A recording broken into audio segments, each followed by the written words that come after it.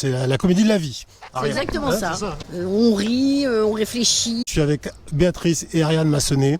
Alors en fait, on a de la chance. Alors vous connaissez plus médiatiquement bien sûr l'une que l'autre, même si l'autre était souvent dans les coulisses et avait une fonction de journaliste. Ariane que vous connaissez bien sûr par voilà la belle période avec par exemple Marc-Olivier Fogiel, Ouais. ça, voilà qui nous a marqué.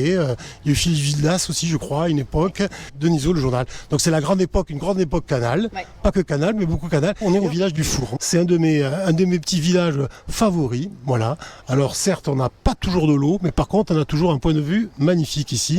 Et on est plutôt au calme, même en plein été. Voilà. Alors faut peut-être pas trop en parler, mais là on est à la cabane, les pieds dans l'eau, qui est une cabane super sympathique. Alors le 3 août, il va se passer quelque chose de super sympa à la Forestière. Vous allez nous présenter. Alors Béatrice, c'est toi qui a écrit la pièce. Tu dis qu'on se connaît par cœur, qu'on est comme des sœurs. Je me suis beaucoup Oui. occupée de presse écrite. Oui, c'est ça. J'avais envie de Biba, exactement. Mais j'avais envie de faire une pièce de théâtre et de m'essayer au dialogue. D'accord. Donc j'ai imaginé cette histoire de 3 amis d'enfance qui se retrouvent régulièrement à Paris et sur le bassin. Sur le bassin l'été avec mari et enfants, et à Paris l'hiver en souvenir d'une 4e de leurs amis qui est morte. Et donc c'est l'occasion pour elles de se remémorer des souvenirs, mais aussi de rire beaucoup, de glousser, voilà.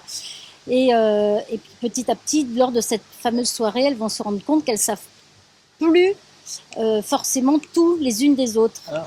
Et voilà, par le biais d'une révélation, elles vont se rendre compte qu'elles sont passées à côté de quelque chose de grave, et donc elles vont se remettre en question et redécouvrir leur amitié avec plus de profondeur, mais toujours autant. C'est pas une pièce triste, hein.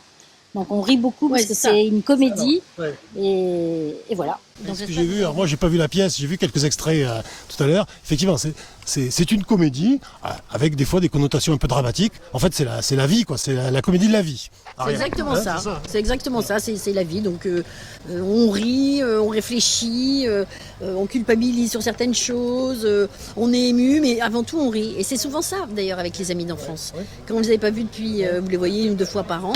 Ce qui vous relie avant tout sont les souvenirs. Oui. Et ensuite, donc on se raconte des souvenirs. Oh, tu te rappelles quand on a fait ci, quand on a fait ça. Et puis après, quelquefois, on va plus loin et on peut se confier.